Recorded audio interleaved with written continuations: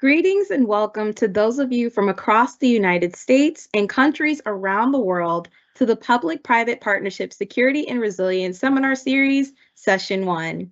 My name is Kenya Cummins, Communications Specialist for G&H International Services Incorporated, and a member of the Public-Private Partnership Security and Resilience Seminar Series Planning Team.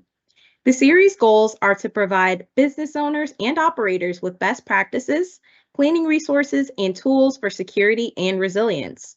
Today's session is sponsored by the Idaho Office of Emergency Management in partnership with G&H International Services Incorporated, the Oregon Department of Emergency Management, and the Cybersecurity and Infrastructure Security Agency, also known as CISA, and Albertsons Companies. This session is being brought to you as part of the Public-Private Partnership Platform, also known as P4. P4 serves as a one-stop shop for private sector partners to engage, collaborate, and communicate with the program managers in Oregon, Washington, Idaho, and Alaska.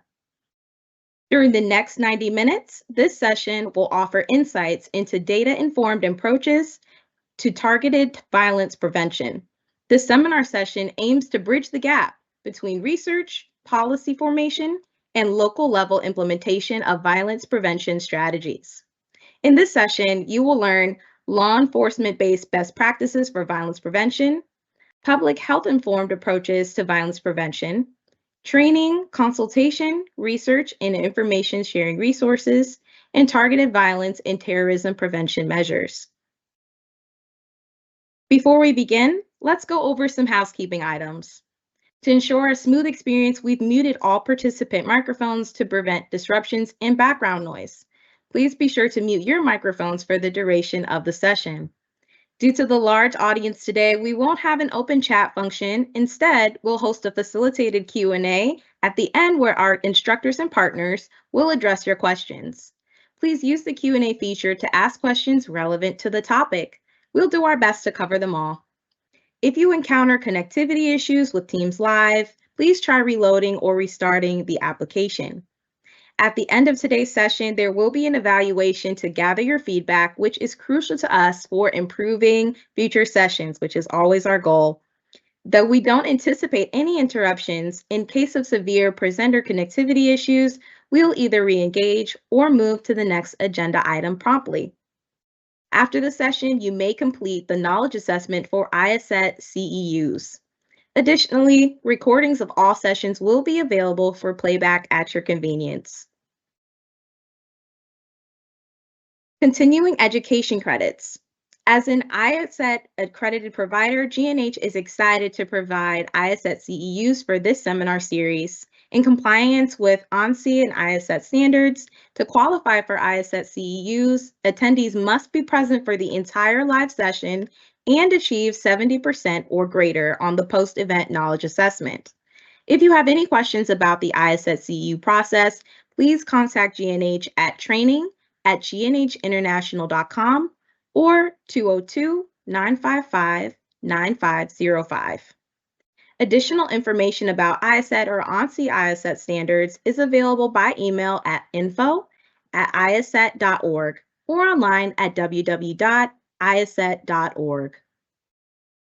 G&H proprietary interest policy requires instructors to disclose any vested interests or products and materials used in the learning event, including royalties or profits from endorsements. Contact G&H with concerns about policy compliance. G&H anti-discrimination policy ensures a learning environment free from sexual or any form of unlawful harassment or discrimination. Contact us directly with any concerns about policy breaches. G&H is eager to collaborate with you in continuing education and training with IASET CEUs. Our first speaker is Salliejo Evers. As the Regional Prevention Coordinator for Washington State, Idaho, and Alaska, Salliejo leads efforts to build resilient communities within the Department of Homeland Security. With extensive training in threat assessment and risk reduction, she focuses on creating safer learning environments and fostering preparedness. Welcome today, Salliejo. Thank you, Kenya. Good morning from Spokane, Washington. And hello, my name is Salliejo Evers. I am the newly designated Department of Homeland Security Regional Prevention Coordinator with the Center for Prevention Programs and Partnerships, or CP3, for Washington State, Idaho, and Alaska. What would you say if I shared that we can prevent almost all instances of targeted violence? Would you want to know more? Well, I am here to help. CP3 is the lead office from DHS tasked with prevention of targeted violence and terrorism. We advocate for an upstream, public health informed approach rather than a purely criminal justice informed approach to violence prevention, which I will explain further in a few moments. The public health informed approach addresses the individual, but also families and communities and general society as a whole. By addressing basic needs from a health perspective and building relationships, CP3 works to reduce the likelihood that someone chooses a pathway to violence. So let's look at this a bit more, and we'll stay on this slide. With CP3's focus on the whole of community, we can assist by providing funding, technical expertise, educational opportunities, and increased public awareness opportunities at the local, state, regional, tribal, and territorial levels. We are aiming to create a culture of prevention for targeted violence and terrorism, just as there is for other types of violence prevention, like suicide, domestic violence, and intimate partner violence. Next slide, please. There is a violence prevention challenge that we're all facing. Those associated with domestic violence, violent extremist ideologies were successful in carrying out their attacks, as were perpetrators of mass violence, all despite the millions spent on investigative work. And plots have been on the rise by 1,900% over the last 2 to 3 decades. The bottom line, there is a structural gap that law enforcement only approaches cannot fill. It is often legal to procure weapons, consume and disseminate propaganda, and train, recruit, and fundraise for domestic violent extremist purposes. So absent an imminent and likely threat or some other predicate crime, there is no option for a criminal justice disruption. That structural gap is exacerbated by the fact that the volume of mass casualty plots has increased so dramatically. And again, reference that second point, right? 1,900% increase. Next slide, please. This is where we apply the public health informed approach. Our focus is on targeted violence and terrorism prevention. Many of you may already be familiar with these definitions, but just in case you're not, targeted violence refers to a premeditated act of violence directed at a specific individual, group, or location, regardless of motivation, that violates the criminal law of the United States or of any state or subdivision of the United States. Terrorism involves criminally unlawful acts of violence, dangerous to human life, or destructive of critical infrastructure and resources, and is ideologically motivated. CP3 recognizes, respects, and honors constitutionally protected rights. However, certain actions in support of one's ideology, such as the threat, planning, incitement, or use of unlawful violence, are not protected. Next slide. And one more slide. I think I got ahead of my definitions there. There we go. So the 4-step approach applies strategies used in other areas of violence prevention for decades and is based on evidence, program evaluation, and research in areas including public health, psychology, and criminology. A public health informed approach includes defining and monitoring the problem, identifying risk and protective factors, developing and testing strategies, and assuring widespread adoption of best practices. If together we focus on individual, familial, and community strengths, also known as protective factors, we can build a culture of violence prevention. Now let's look at the levels of prevention as it relates to defining the problem. Next slide. Thank you. Prevention through a public health approach works across the spectrum of primary, secondary, and tertiary prevention initiatives. Primary prevention efforts build protective factors at the societal, community, and family levels, including social connection, trust, and increased awareness. These efforts keep everyone from the edge of a cliff and off the pathway to violence. Secondary prevention programs provide non-criminal justice interventions, such as behavioral threat assessment and management, for individuals who have exhibited behavioral indicators associated with violence, for example, violent ideation. Secondary prevention is represented by the safety net. And in the event someone falls off the edge of the cliff, the safety net will catch them, and intervention will be their off-ramp to the pathway of violence.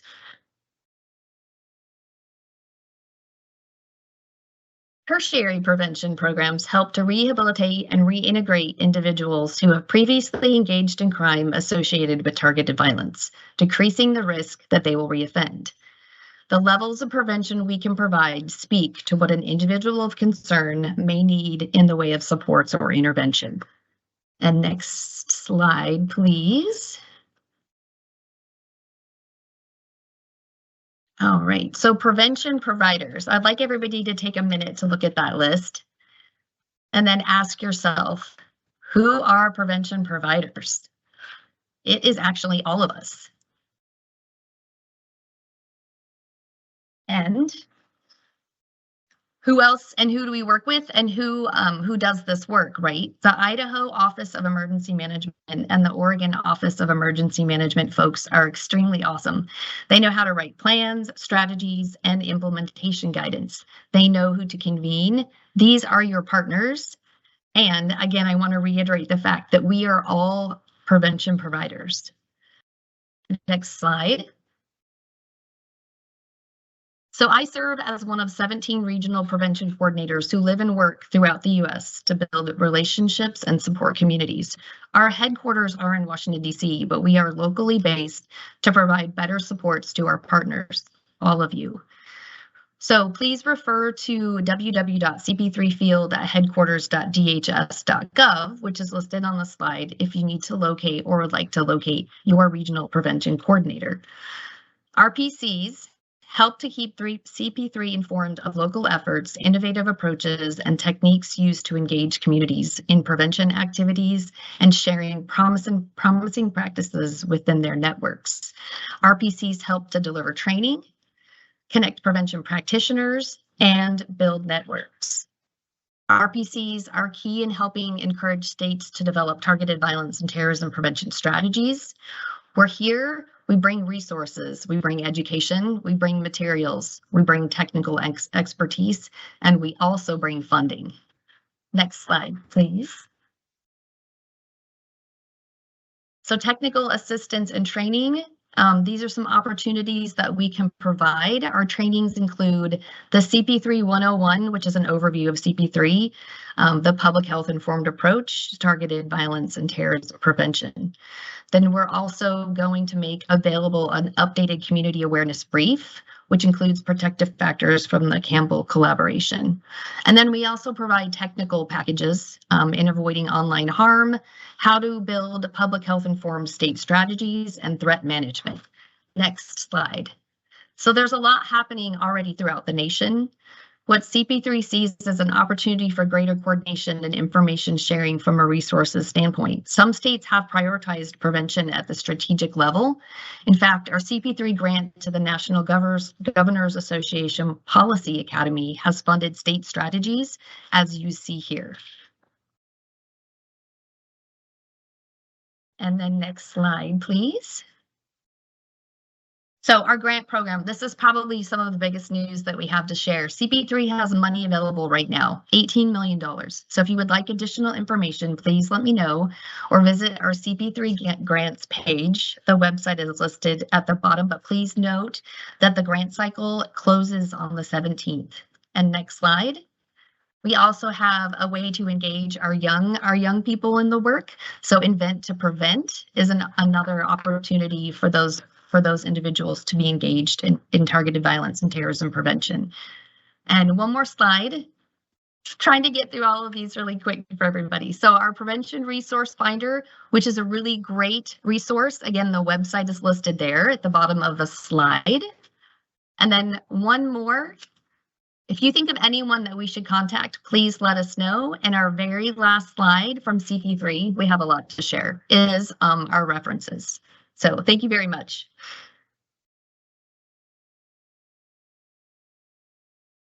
Thank you, Sally Jo.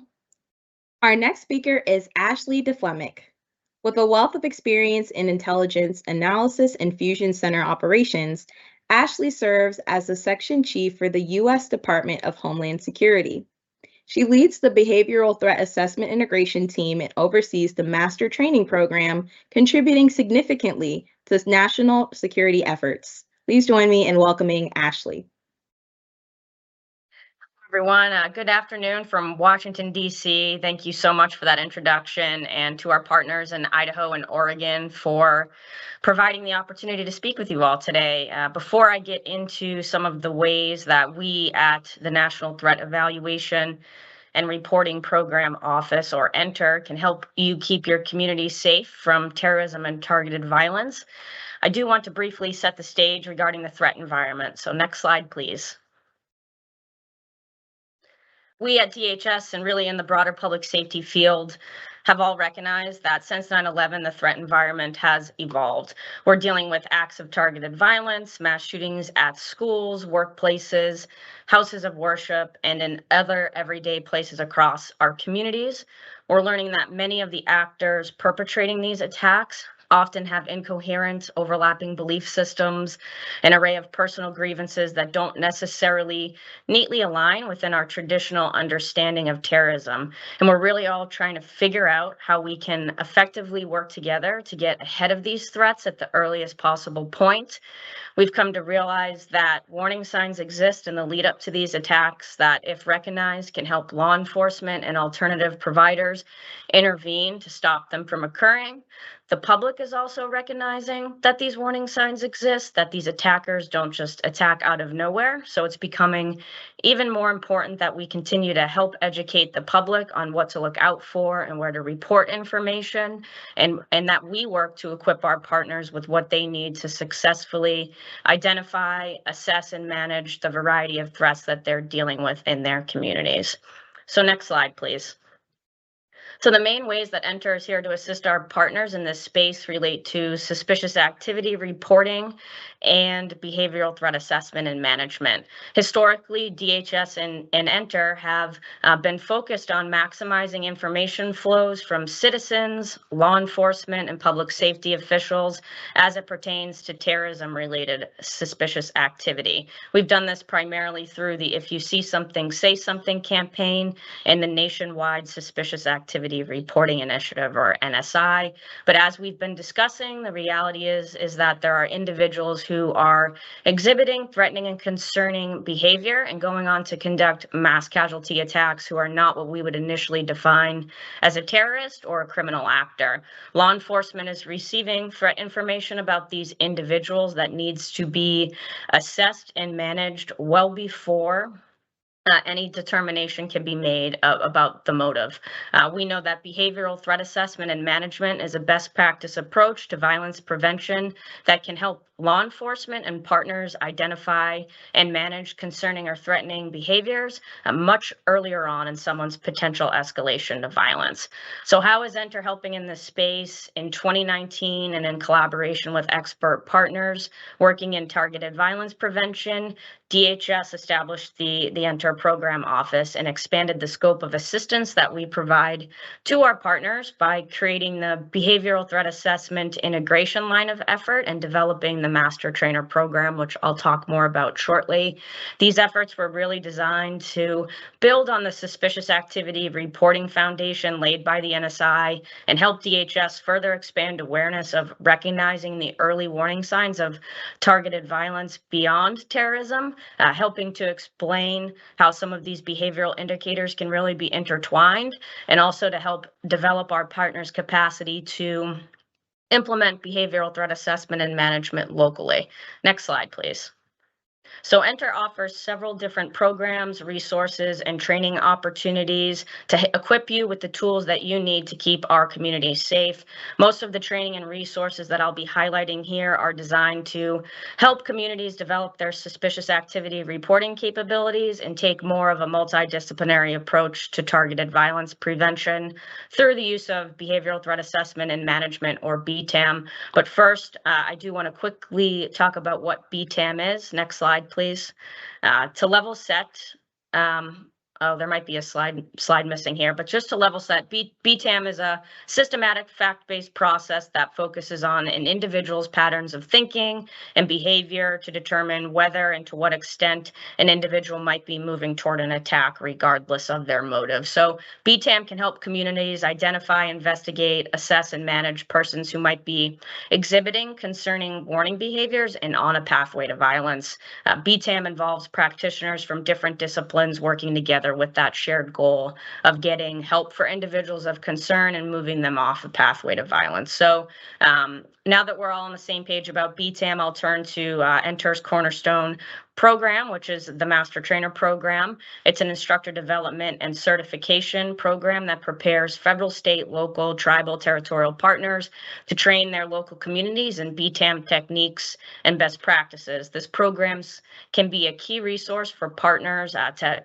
help directly train their own communities and organizations on recognizing the warning signs and getting additional partners involved in those local violence prevention efforts. So once certified, we equip our master trainers with a suite of training content that they can use to get out there and train. The training suite currently includes 3 different course variations that range from more to less comprehensive, with the lesser being geared towards public awareness for bystanders to learn about how to identify and report concerning behaviors, to the most comprehensive being geared towards practitioners who are actually involved in triaging threats or on BTAM teams.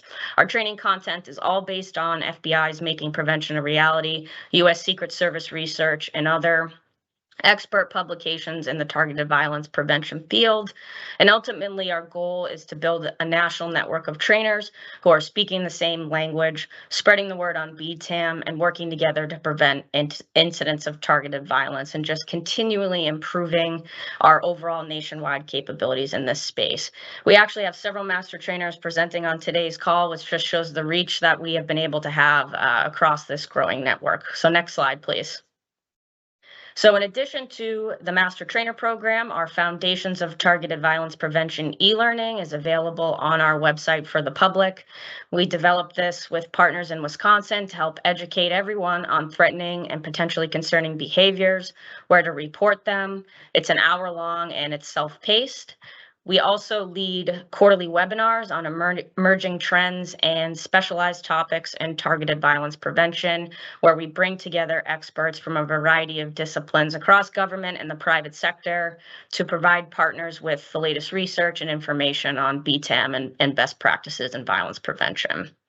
The NSI, or the Nationwide Suspicious Activity Reporting Initiative, which I've already mentioned, is a joint DHS-FBI program, a collaboration amongst state and local law enforcement. I encourage everyone to check out NSI's online offerings of sector-specific SAR training for hometown security partners, as well as the 1-hour overview SAR fundamentals e-learning. These trainings all help law enforcement learn the basics of reporting suspicious activity while protecting citizens' privacy, civil rights, civil liberties.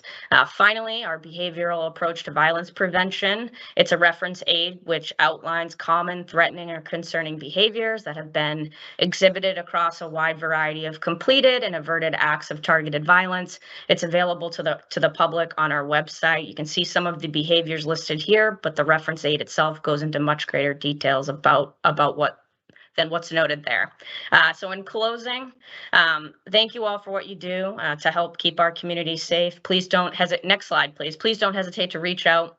If you think that Enter can be of assistance, we're more than happy to help work with you, and you can check out our public website to learn more about the resources mentioned here, as well as actually access some of them. So with that, I'll pass the mic back to Kenya for our next presenter. Thank you so much. Thank you, Ashley. Our next speaker is Arlene Macias. With over 30 years of experience in the U.S. Secret Service, Arlene is a domestic security strategist specializing in targeted violence prevention. She collaborates with community safety partners, conducts complex threat assessments, and facilitates training to enhance domestic security awareness. Welcome, Arlene. Thank you. Thank you, everyone, for having me today. I'm coming from not so sunny Los Angeles this morning. So whatever time of the day it is for you, I hope you're having a good day. So let me get started. So today I've been invited to discuss how you can access the U.S. Secret Service National Threat Assessment Center resources. Next slide.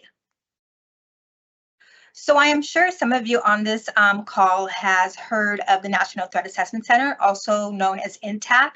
However, there may be some of you that have not heard of us. So INTAC, I'm just going to give you a brief overview of what we do at INTAC, which is the Research Center for the U.S. Secret Service. So we have established the field of threat assessment back in the late 1990s. And under the Presidential Threat Protection Act of 2000, we have been authorized to conduct research and provide trainings in the area of threat assessment and the prevention of targeted violence. We consult on complex threat assessment cases and provide guidance on the development of threat assessment programs and policies. We also facilitate information sharing among agencies with a protective or a public safety responsibility, and we promote programs for the standardization in the field of threat assessment and targeted violence prevention. So as you see on the screen, INTAC's definition of targeted violence is a premeditated act of violence directed at a specific individual, group, or location. And what we're talking about here is acts of violence that have a willful intent of forethought or planning. INTAC does study targeted violence regardless of motive or weapon used. And these acts of targeted violence that are included in our reports are generally unrelated to other criminal activities such as gang-related violence or a spontaneous act of violence. So again, we look at targeted violence that was premeditated. Still to date, we continue to provide up-to-date research and the prevention of targeted violence to our community safety partners. Next slide. So over the past 25 years, the National Threat Assessment Center has contributed to the field of threat assessments through our research, starting with the exceptional case study project that we released back in 1998. This was the first operational study that explored the thinking and behaviors of known individuals who attacked or approached to attack a prominent public official in the United States. So I'm going to give a little brief history of the Secret Service that you may know and you may not, and why there's a point I'm going to make on why the exceptional case study project made an impact on one of our missions. So the Secret Service is one of the oldest federal law enforcement agencies in the US, and we were created back in 1865. Most people don't know we do have a dual mission, our criminal investigations, which consist of counterfeit US currency investigations, which is why we were originally created, to bring financial stability to America's young financial system back in the late 1800s. We still currently investigate counterfeit US currency, but we also investigate financial and cyber investigations. However, the other mission that we are most known for is our protection of US political officials, their families, and visiting heads of states. We were tasked with this protection mission after the assassination of President McKinley back in 1901. And the reason why I bring this up is that exceptional case study project, it made an impact on our protective mission. It changed the way the agency conducts threat assessment. We shifted from a threat-based approach to a behavior-based approach.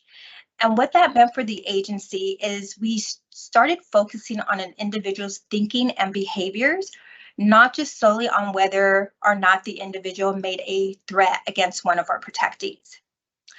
The U.S. Secret Service threat assessment model that we use looks to identify individuals who display threatening or concerning behaviors. We gather information to assess if that individual poses a risk of violence, and then we take steps to mitigate that risk. Research continues to influence not only our own agency, but also the violence prevention efforts of our public safety partners by examining targeted violence in multiple different settings to include K through 12 schools, institutions of higher education, the federal government, and within our own communities.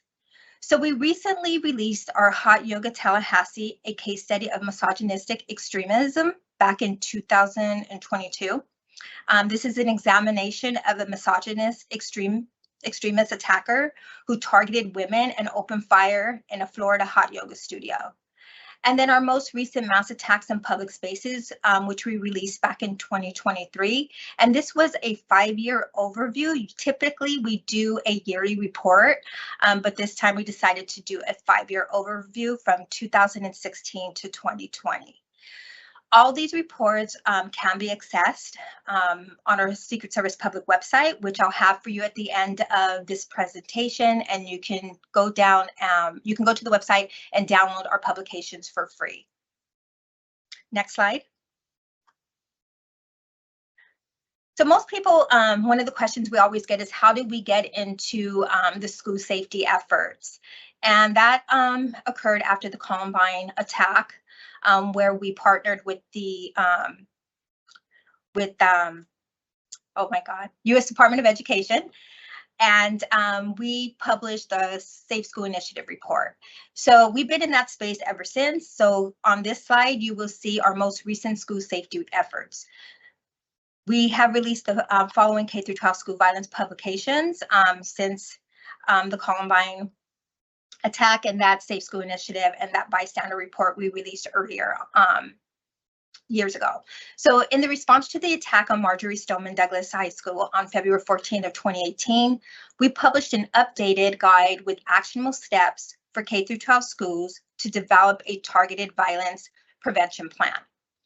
This 8-step guide outlines how K through 12 schools can establish a multidisciplinary threat assessment team, how they can gather information and management strategies for concerning students or individuals. The next report on the screen is our Protecting America's School report. It's a U.S. Secret Service analysis of targeted violence. This report is the most comprehensive report to date on targeted school violence. We analyzed 41 incidents of targeted school violence in K through 12 schools across the U.S. The report offers in-depth analysis in the attacker's motives, their behaviors, and their situational factors. And then our third report is our Averting Targeted School Violence that we published back in 2021. We examined 67 plots that targeted K through 12 schools. We found that the plotters shared similar characteristics to those who carried out their attacks in our Protecting America's School report. And then last summer in 2023, we partnered with our other federal agency, CISA, and we released a joint toolkit that is intended to strengthen K through 12 school safety reporting programs by providing staff with ways to encourage reporting by students and the broader school community. Next slide.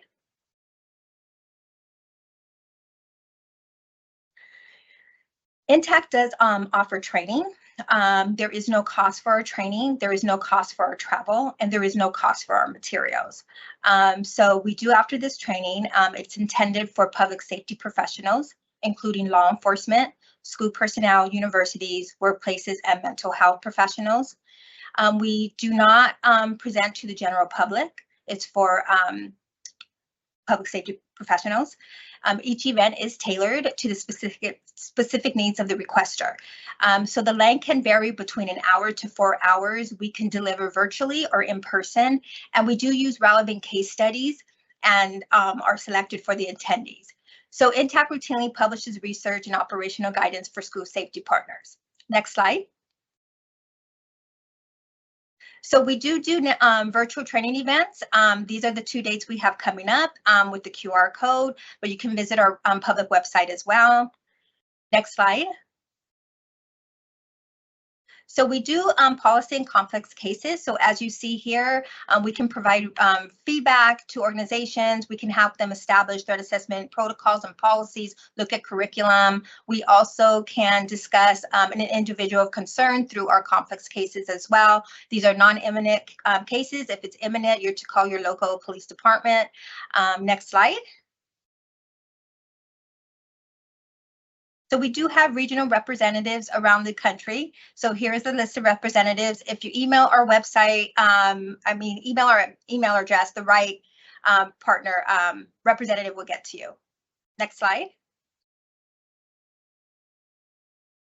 This is our public website that you can go to get any latest updates and our publications. And then there's our INTAC DSS email address that you can email if you're interested in any of our resources. Thank you again. My time is up, so I'm going to turn it back over to our moderator. Thank you, Arlene. Our next speaker is Dan Avondoglio. Serving with the Cybersecurity and Infrastructure Security Agency, also known as CISA, Dan is a portfolio manager for Active Assailant Security. A decorated Navy combat veteran, he specializes in targeted violence prevention and community-based capacity building, leveraging over 23 years of experience. Welcome, Dan. Hey, thanks so much, Kenya. Really appreciate the introduction. Let's go ahead to the next slide, please. So real quickly, just a little bit about who we are as an agency. As the newest agency within the Department of Homeland Security family, the Cybersecurity and Infrastructure Security Agency, or CISA, we're the national coordinator for critical infrastructure security and resilience. We lead the national effort to understand, manage, and reduce risk to the cyber and physical infrastructure that we all rely on every day. We seek to reduce risks to and strengthen the resilience of this infrastructure. And within my office, specifically the Office of Security Programs, we develop resources, deliver expertise, and essential technical assistance to enable public and private sector stakeholders to build or improve upon security capacity to address today's dynamic threat environment. And in particular, we're DHS leaders for active shooter preparedness. And at the heart of our mission is partnership and collaboration, which is one of the reasons why we're here today. Next slide, please. So over the next few minutes, we're going to build upon the topic of targeted violence prevention, and offer some resources you can use to enhance both your own and your organization's safety and security. Next, please. And as you already heard earlier in today's webinar from Salliejo over at the Center for Prevention Programs and Partnerships, targeted violence is an incident of violence where an assailant chooses a particular target prior to a violent attack. These offenders don't snap, they decide. Targeted violence is predatory and it's not impulsive. And targeted attacks are just that, targeted. Forethought and planning go into the attack. These are not spontaneous, emotion-driven, impulsive crimes emanating from a person's immediate anger or fear. These perpetrators often have a grievance, and they take time to consider, plan, and prepare their attack as they move down a pathway towards violence. However, there's one advantage that threat assessment teams, threat assessment managers, and people who work in this space have. Preparing to engage in violence almost always requires time and action, which in turn allows for opportunities for observation and reporting and intervention to get a person who needs help the help they need before an incident. And this is why we continue to say prevention is possible. And I'd like to briefly call out a RAND Corporation study, which was supported by the National Institute of Justice and the DHS Office of Science and Technology. It identified that a key to prevention has been reporting warning signs. And in this study of a few hundred prevented and executed attacks, when warning signs were reported, plots were stopped more than 80% of the time. Next, please. So our methodology is to look at the issue of targeted violence with an eye towards prevention, and this should always be the goal, no matter how hard it may seem at times. And we offer an easy to remember formula: awareness plus action equals prevention. And by being mindful of our surroundings or situationally aware and instilling a positive culture of reporting incidents of suspicious and uncharacteristic behavior, organizations and communities may be in a better position to intervene and provide assistance to individuals that may be experiencing issues that could turn into acts of violence. And when awareness is combined with appropriate action, prevention is much more achievable. Next, please. So now we're going to get into some of the resources that are available to you. These are all no-cost resources that you can access, review, and begin implementing today. Next, please. So let's look at the core concepts behind conflict prevention that many of the next few slides are going to be based off of. The concept of conflict prevention refers to a proactive approach to violence prevention, which includes skills and techniques that can augment security beyond traditional protective measures and focuses on addressing concerning behaviors before an incident of violence occurs. And we encourage organizations to train all personnel to recognize behaviors of concern and to safely address the situation using some of the techniques or resources we've been presenting today and that you're still about to hear about. Essentially, the core elements of these approaches really rely on observational and interpersonal skills, effective listening and communication, and emotional intelligence. And the techniques we introduce empower members of a community, including those folks with little to no security background or experience, to identify potential suspicious or concerning behaviors and take appropriate action. Next, please. So the first resource I'm going to very briefly talk about is Preventing Workplace Violence Security Awareness Considerations infographic, which is designed for critical infrastructure leaders, human resources folks, managers, and workers of any level.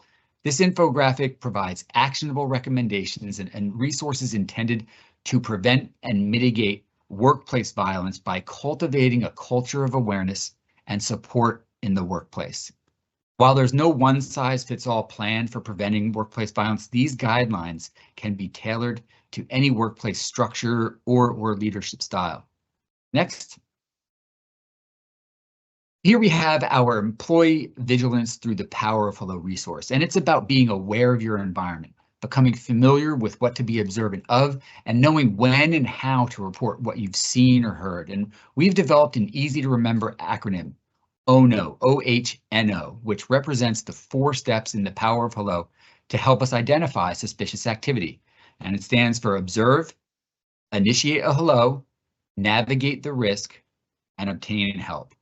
And this approach complements the well-known DHS license slogan that you heard mentioned earlier today, if you see something, say something, by encouraging and empowering stakeholders to identify suspicious activity and report it. And we've been told by those who've implemented this resource and these techniques that it's extremely beneficial for folks that are frontline staff, such as greeters, customer service personnel, and folks who work at the check-in desk, things like that. Of note, this resource has also been translated into more than 20 languages. Next, please. Moving on to another technique that can be applied to help identify and prevent acts of violence, we'll look at de-escalation. And this resource is a series of 4 products that addresses the DHS process for de-escalating a situation and can be extremely effective when properly applied by trained and proficient personnel. This process addresses the concept of recognizing and assessing the situation, taking action to de-escalate it, and reporting what you've seen, heard, or done. CIS's de-escalation series is a resource that can help communities, local leaders, managers, employees, staff, and other trained individuals take concrete steps when a heightened risk of violence is present. Next, please. And here, just very briefly, on a related note, we recently released a new product that combines the concepts and techniques introduced in the Power of Hello and the de-escalation series, and it's a 13-minute video called Violence Prevention Through De-Escalation. Definitely recommend you check this out, especially if you prefer to watch a video instead of reading a document or a series of documents. Next, please. And again, very quickly, as you heard from our partners in the Secret Service, Another key mission area for my agency, CISA, is K-12 school security. And this resource offers simple strategies and guidance that K-12 schools and school districts can use to implement and enhance safety reporting programs and encourage bystander reporting among students and other members of the school community. Next, please.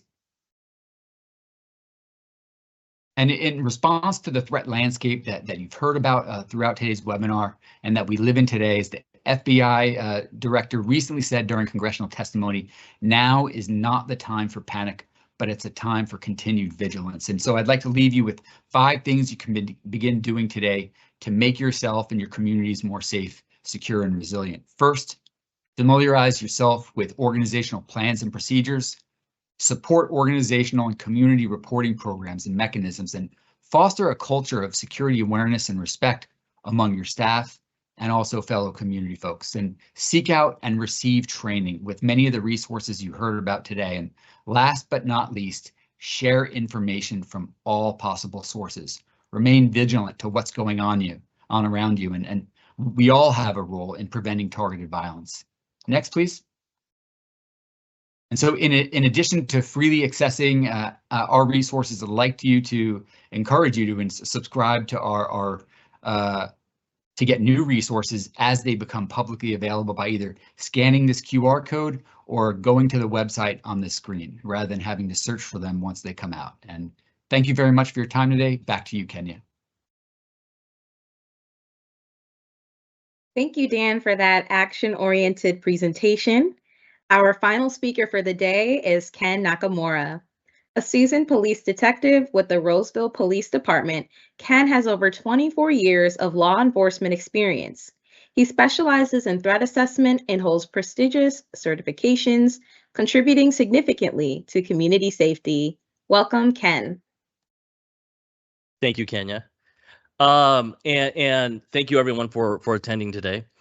So I'm going to circle back to Ashley's earlier presentation and talk about the Enter Master Training Program and how it looks like, what it looks like at a local level and what it looks like when it's used on the ground, right? So I am a master trainer with that program.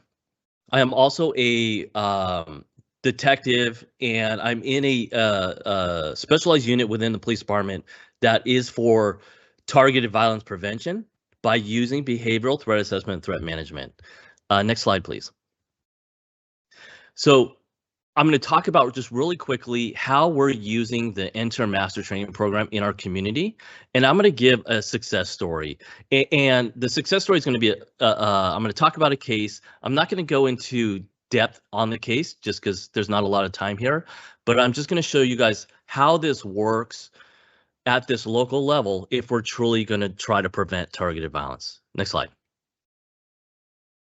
So we're using the Master Training Program to deliver to community members. This slide here has business owners, HR professionals, private security professionals. We open it up to the public, and we want people to be aware of this. Why? Because we need people to recognize these specific warning behaviors, and we want them to report. Next slide. This is us delivering to educators, right? We want this in the schools. We promote behavioral threat assessment programs in schools, and we push training out. We need that awareness out there. Next slide. Here is, we're delivering this to our actual county probation department, right? We want our local law enforcement partners to have the same knowledge, especially this one with probation officers, parole officers that are out there and they're engaging with their probationers or parolees, and we're looking for any kind of strange behavior because people like this are engaged in these subjects' lives, and they have the ability to see things, right? And we need them to say things. Next slide. This case example is stemmed from that probation training. So we trained this whole room of probation officers, and literally like maybe 2 weeks later, I get a call from one of them about something suspicious that they encountered while doing a search. And with the BTAM model, it's already been talked about today, but it's basically what you see on the slide. We identify, right? We get that report, we do an investigation, we make an assessment, and then we manage the case. With traditional law enforcement, it usually ended with the assessment, right? Someone would be brought to our attention, and let's say it's not criminal behavior, and we may do an assessment, and we're like, this guy might look dangerous, and then it used to end there.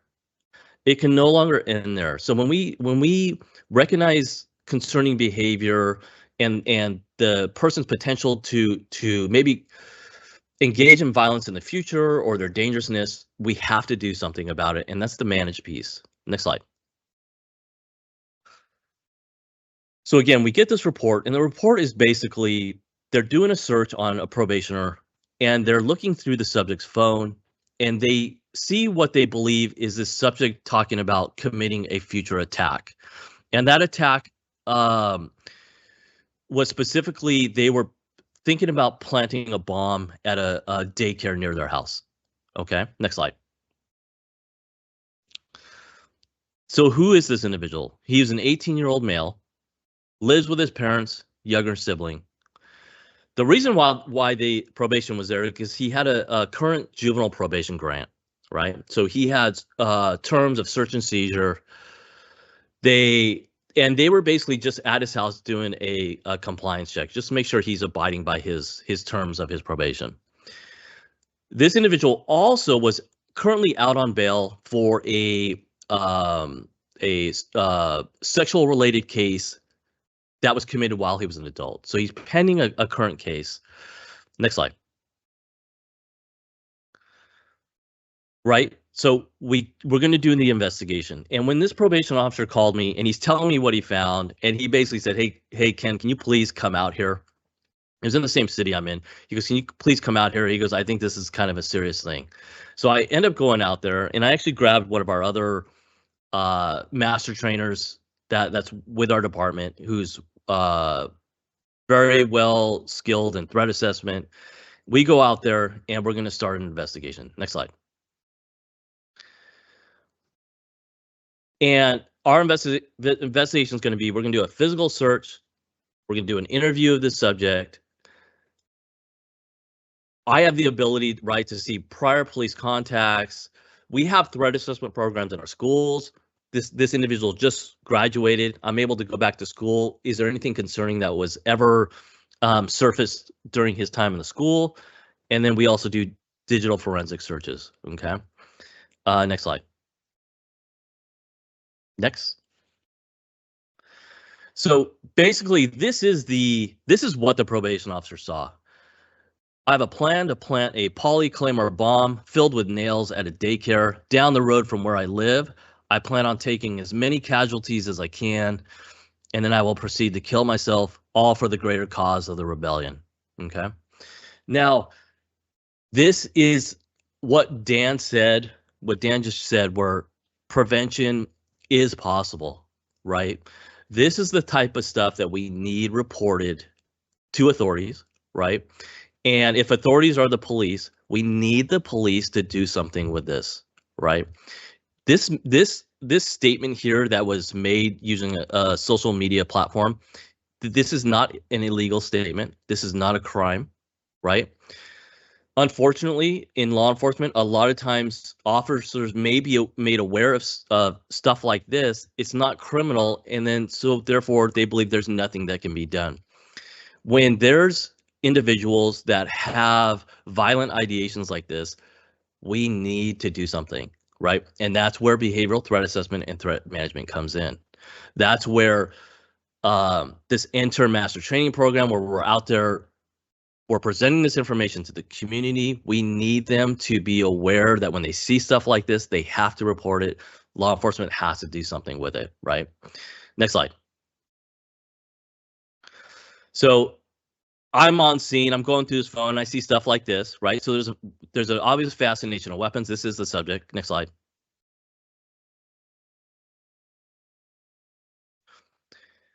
There were so many violent type videos. These are just screenshots. This image on the right is actually a screenshot from a video of him. This is our subject in the red shirt, right? He's acting out violence. No one was hurt in this video, but he had so many violent type videos. Next slide. In his phone. In the hidden in his room, this was very concealed, was this Great Gatsby book.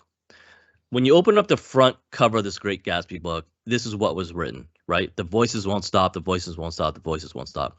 This is something that he did not want anyone to ever see, right? When we're thinking about people, and if they're on that pathway to violence, there's many factors we take into account. One of them is, does he have command hallucinations? Like, does he really hear voices, and what are those voices telling him to do? Stuff like this is concerning. And when we're doing the search at this individual's home, we're looking for, not, unfortunately, like a traditional search is, law enforcement is looking for like illegal contraband. What we're looking for is, we're trying to look for things that may be of concern, or that may identify the subject is on a pathway to violence, right? So stuff like this is very concerning to us. Next slide. I then have a chance to talk to him. Now, granted, at this point, this individual is not under arrest. He hasn't committed any crimes. So this is just a conversation with him. Next slide. When I talked to him about he knew why we were there, because the probation officer had already brought up that message that he saw, right? And he basically tells me, it was just a joke. He believed he was talking to a bot on that social media platform. And he was like, well, when the bots interact with him, he likes to say like the scariest thing that he can think of, right? And my response to him was like, okay, it was kind of specific though. And because I had knowledge there was a daycare very close to his house. And his response to that was, well, he goes, it's a joke, as in, he's like, I really actually have those thoughts. And I feel better when I actually verbalize them instead of just keeping them internally. He goes, and because it's a bot, I don't think I'm scaring anybody. He goes, I cannot say my thoughts to my parents or to my friends because it'll scare them, right? So there we have, he's really thinking, he really has that violent ideation. Regarding all the violence, so all the violence in his own, there was so much, and I go, tell me about that. And he's like, well, it's literally his form of his pornography, right? He goes, it's what excites him. These are all red flags. He didn't like being on probation. He didn't think it was fair. We talked about substance abuse issues. He did ultimately, as we worked through this case with him, he really wanted help, right? And that's a huge mitigating factor when someone recognizes that they have an issue and they want help. That is good, right? This individual was a musician, and we talk about future goals. Like I want to hear, positive things in a certain person's life. And one of his goals was he wanted to be a teacher. He wanted to be a music teacher. And when we evaluate goals, sometimes goals aren't realistic. Like this person was engaging in sexual violence type behavior on top, and that's separate of this concerning behavior I'm finding here, right? There's a high likelihood this individual is not going to be a teacher in the future, but he did have goals. Next slide. Next. We do digital forensics. So, I'll dig into his phone, his computers, if we have legal reason to do so. And I found more threats. Like we found a similar threat that he was targeting a grocery store. Next slide. Little things like this, when he's taking screenshots, and I'm not going to go deep into this other than what this includes are detailed information of the Columbine offender's choice in music, right? So this person is identifying or idolizing past mass attack offenders, being the Columbine offenders. And that is a huge red flag, especially when we already know this person has violent ideations. He might be on the pathway to violence, and he's potentially researching past attackers. Next slide. Lots of videos of violence. Next slide. Lots of images regarding suicidal ideation, right? Another huge red flag with someone that also has signs of committing targeted violence or harming others. Next slide. Next. Prior police contacts. He has sexual assault stuff. That's why he's dealing with this current adult case. Prior assaults as a juvenile. Threats towards his parents. I'm going to slit your throat. I'm going to kill myself. Both parents have in the past expressed fear for their own safety. Next slide. Next. School history, just fights and sexual misconduct type behavior. The school never had the opportunity that they felt they needed to do a threat assessment, actual threat assessment on this subject. Next slide. I have this information, right? And then we're going to do an assessment. Next slide. And this is just real brief. It's much more entailed than this, but what I'm looking for is, where do I think this subject is on the pathway to violence? In all reality, he might have been up to the research and planning. Like he obviously had violent ideation, and he was talking about a couple different targets. He wasn't in the preparation stage yet because he didn't have bomb making material and stuff like that. But he was definitely at the research and planning. And that's the whole point of this, is identifying subjects before they escalate too far up this pathway. And we need to do something about it, right? Next slide.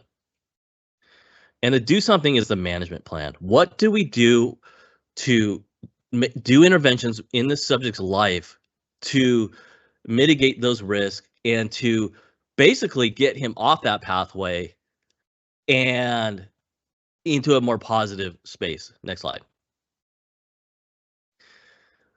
In that management plan, we're looking for mitigators. What can we introduce to this individual's life? And as far as management goes, it's really, you're limited by your imagination. Like, what is positive that we could introduce? What sometimes, unfortunately, actually go next slide. I give an example. In this case, something was located during this search and investigation that had nothing to do with these threats, but it was an arrestable offense. Because we believe there was possibly imminent type behavior with him and these messages he was sending, we decided to go that route. Now, I will say this, jail is usually not the answer, right? Jail doesn't solve anything. These people will get out of jail, and we knew that. The jail in this time, it bought me a little bit of time to do some research to make sure he wasn't going to these daycares and stuff like that. That being said, we were able to, because he went into the court process, he was already in the court process because he's on probation, but we worked on getting certain things like mental health actioned into his case resolution. In this case, it turned into an inpatient treatment for mental health and substance abuse, right? And he's actually, by the time he adjudicated the case, he was able to get onto an adult caseload. It was going to be more intensive as far as probation goes. We were working with county mental health, right? With check-ins, the police department, our threat management unit. We check in with this individual, trying to engage with the family, because the family, we need them to be reporters. If they feel like this individual is cycling in a bad way, we need to know, right? He lives with them. They're our best source of information. And then the education. So this individual was about to go into a higher level of education. And in our community, we actually have we actually have a community-based threat assessment team. And what that means is we have a bunch of different entities, public entities within our county, and that includes our higher ed campuses. So when we have situations like this, where this individual is about to go into one of those environments, and we already have that built-in relationship, we can share information, and then they can then continue to assist in managing this individual. The whole goal is, we've identified that this person is a concern to the safety of the community, we come up with a plan, we implement that plan, and we have to keep reassessing, right? So as time goes on, we'll reassess, make sure things are working well. If things aren't working well, let's try something else. And that is how we truly try to prevent targeted violence at a local level in the community. Next slide. And that's it. That's all I have. There's my contact information. That was really quick just because there wasn't a lot of time. This is actually a longer presentation, but I just wanted everyone to see that there are ways to prevent targeted violence. I can't say enough about the Enters Master Training Program. For your public officials out there that are law enforcement, education, if they can go through that program, become master trainers, push this information out to the community, right? We need law enforcement and we need people in education to do something when they are given these reports, right? So they need to be trained up in behavioral threat assessment. They need to have programs. And like Dan said, prevention is possible. And I truly believe that. And I believe this is the way to do it. And that's all I have.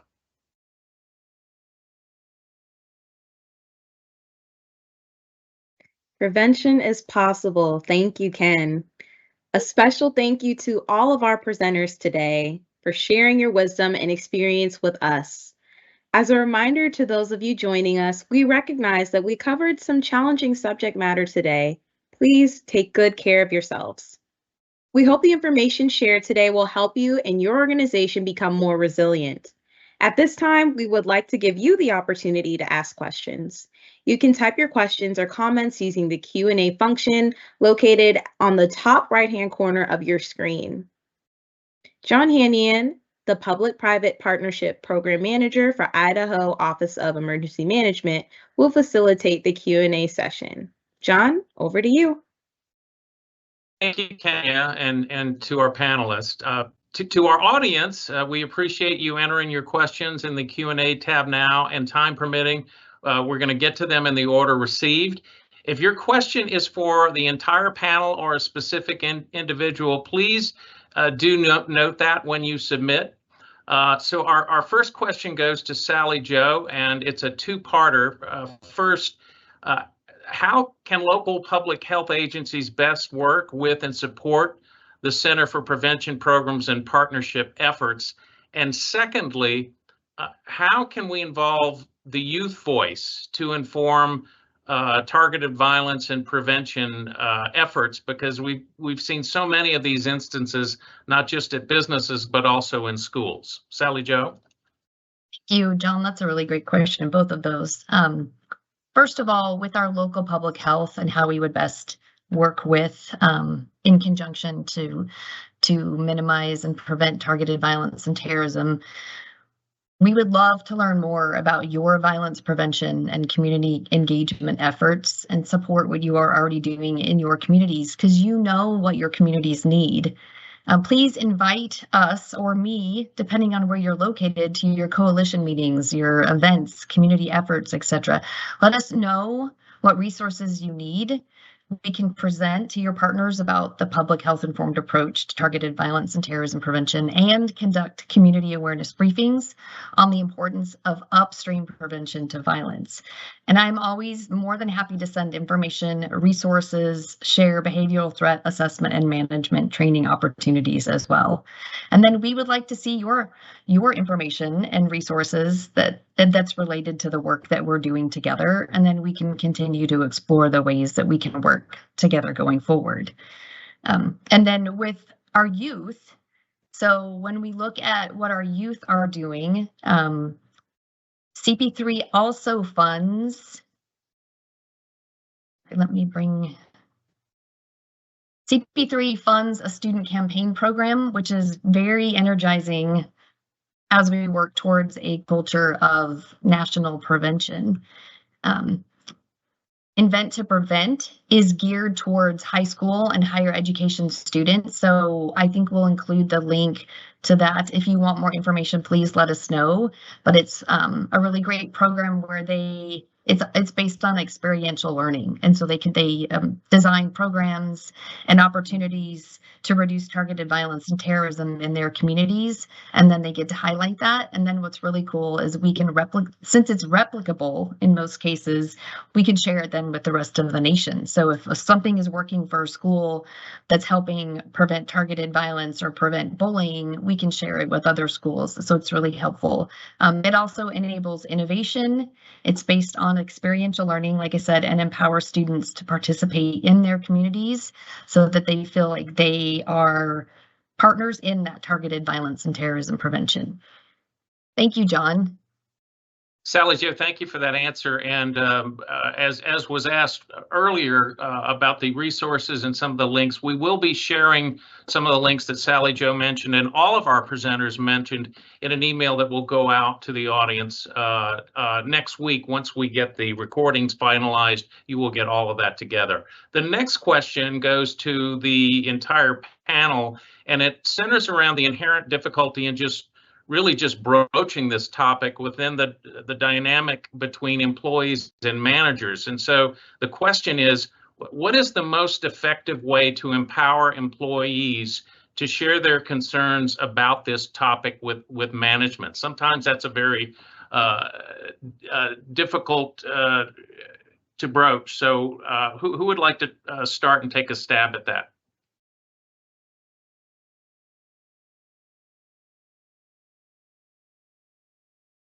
Yeah, and I'll go ahead and start with this one. Thank you. You're welcome. So again, at the National Threat Assessment Center, we do provide training to workplaces. We do have a workplace violence training.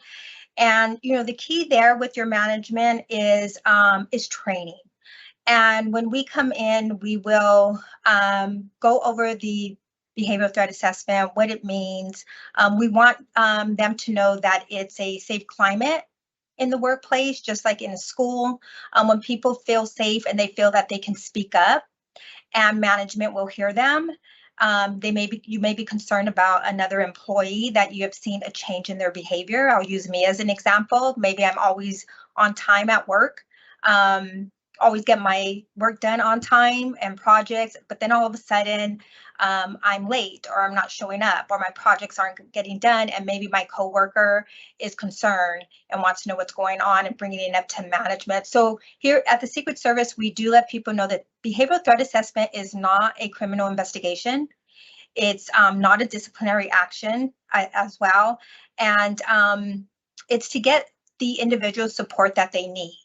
So we know like behavioral threat assessments or just threat assessments in general is probably not a term that goes well in the workplace. So other companies that we have worked with sometimes call their teams, a care team. There's different options out there, and that's something we go through with our training. So we kind of really emphasize on what a behavioral threat assessment is and isn't, how it can work in the workplace. We have sat down and helped them develop a workplace violence plan. Right now, that's kind of what's going on here in California with the legislation that just been passed, as well as our case consult program. So in our case consult program, we get a lot of requests through workplaces when they have a concerning individual with low and imminent threats. So we will go on and discuss with them management strategies. And basically we do that over a virtual platform because we have a multidisciplinary threat assessment team ourselves at the National Threat Assessment Center. Most of them are based in DC. So we're able to get the team on a call with workplace. But really, the whole key is that training is for them to get educated on behavioral threat assessments in the workplace and to stress that safe workplace climate where their employees feel safe even coming forward, or even if you have a mechanism, a reporting mechanism in place that may be anonymous, where employees feel that they can report concerning behaviors on an anonymous platform, whether that's a website, a number, and we can go over as and, go over that management tool on those reporting mechanism, which kind of brings us back to CISA and the toolkit we did, even though it's K through 12 schools, it kind of gives information in there on reporting. So I will end there because I'm thinking my colleague has something to add. Okay, does any other panelists care to add anything to Arlene's comments? Yeah, Arlene, hey, thanks. And since you mentioned CISA, I'll jump in there. Yeah, when it comes to empowering employees to share their concerns, really, there's a couple of avenues to look at this question, and some of them were mentioned earlier today. When it comes to culture, so within the workplace, culture is typically created and or facilitated by leadership and management. And a key role for leadership and management in any organization is to develop a reporting program and process, and then communicate that reporting program and process out to the organization. So as Arlene already indicated, key elements of reporting should include multiple options and multiple mechanisms to provide information of what someone saw or heard. And you want to have those options be anonymous and often confidential for sure, and often provide an anonymous option as well in order to reduce the likelihood that people will feel uncomfortable providing information. So cultivating that sense of community is critical, and it starts with culture. It starts with culture from both leadership in terms of their words, but also their actions, so that employees are seeing the right behaviors to model. And then they have those options to also report information through the reporting channels. And then the organization has to have those mechanisms to both receive reports and have trained individuals, a group of individuals ideally, because the more brains you can have around the table to put thought into received reports, the more effective intervention options will ultimately be. But have a method of reviewing and adjudicating those received reports to develop intervention options or to make decisions on the way ahead. And I'll point you out another resource that we talked about earlier today. It was the Workplace Violence Awareness Considerations infographic, and in it, it provides an acronym that anybody can employ. It's called CARE, which stands for Cultivating Sense of Community, Advocating for Employees, Researching and Planning Ahead, and Enforcement and Follow Through. And so everybody has a role there, from leadership and management down to the employees, to be aware of what those plans, procedures, and policies are, and then actually follow them in concert with your organization's procedures. Yeah, yeah, great answer, Dan. Having an effective and trusted brain trust is always key when talking about issues such as this. Here's another one, and it's a question about funding, because there's never enough money to go around when it comes to trying to fund prevention like this. So Emily asks, is there one centralized location for funding opportunities for violence prevention? And I know I think I'll open that up to the panel, because I think all of you kind of touched on this to some degree or another when it came to resources. So I don't know who would like to go first, but just go ahead, open up and start talking and see if you can answer Emily's question.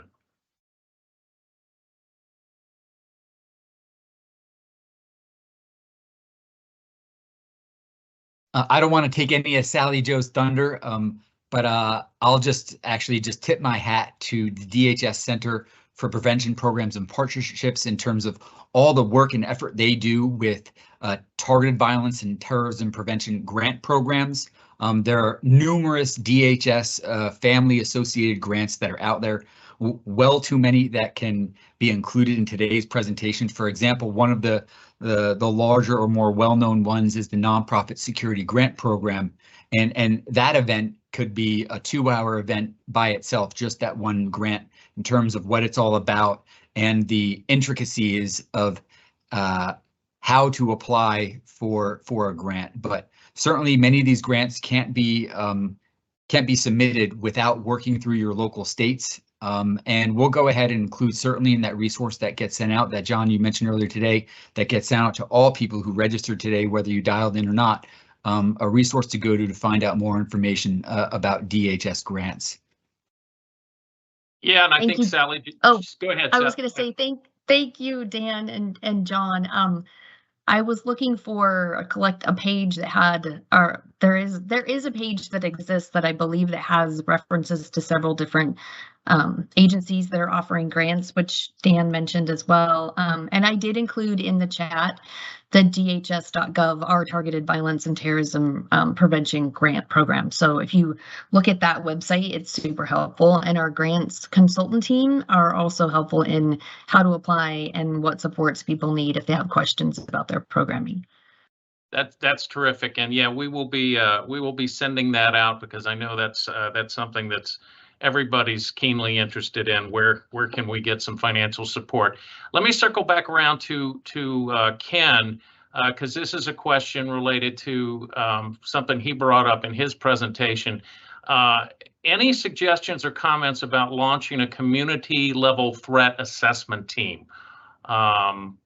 This is inspired by something that you brought up in your presentation. Ken, can you address that?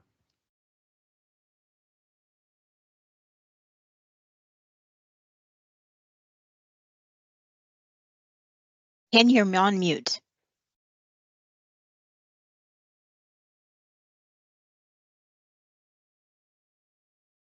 Ken?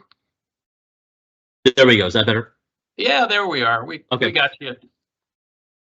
Great question. We in our community, we do have a community-based team, and I will say this, it's easier said than done. The goal is really selling it to the stakeholders. And one of the ways that I did that was by using real life examples, right? So our police department was engaged in this type of work, and we noticed there's silos, right? There's all these other public agencies that touch these same individuals, and using a real example to sell the department heads, the other police chiefs, the sheriff, the DA on this is how important it is that we share this information. And not only is it a venue to share information, when we have, like, for example, our team has 19 different public agencies that are part of it. And we meet monthly, we sit in the same room, and we basically have a memorandum of understanding so we can share information. And when we table a case, it's shocking how many different agencies, be it county mental health, one of these higher ed campuses, that touch these same people, right? So sometimes you have partners in there that can immediately help you manage this. What there is also in that room is resources, right? So if I'm dealing with a case and I see signs of mental health, county mental health's in there, and I could immediately grab them and get their input on, do they think they can help this individual? Is there something they can offer? But it's really selling it to the stakeholders. And to be honest, it's starting with law enforcement, because law enforcement gets these reports. And if law enforcement's not going to be doing this work, it's really tough, right? So getting law enforcement to buy in, we have every single law enforcement agency in our county is part of this. The DA's office is huge. Every single law enforcement agency within a community may not work well together, but they all work well with the district attorney's office. So if you can get them to buy in, and we just got to get people in the room, and we need people to work together. That's my best answer to that. Okay, thanks. Thank you very much, Ken. We're quickly running out of time, and I see we have 3 questions outstanding in the Q&A. Here's an easy one. Hopefully somebody can jump in and answer. Who is eligible for state grants?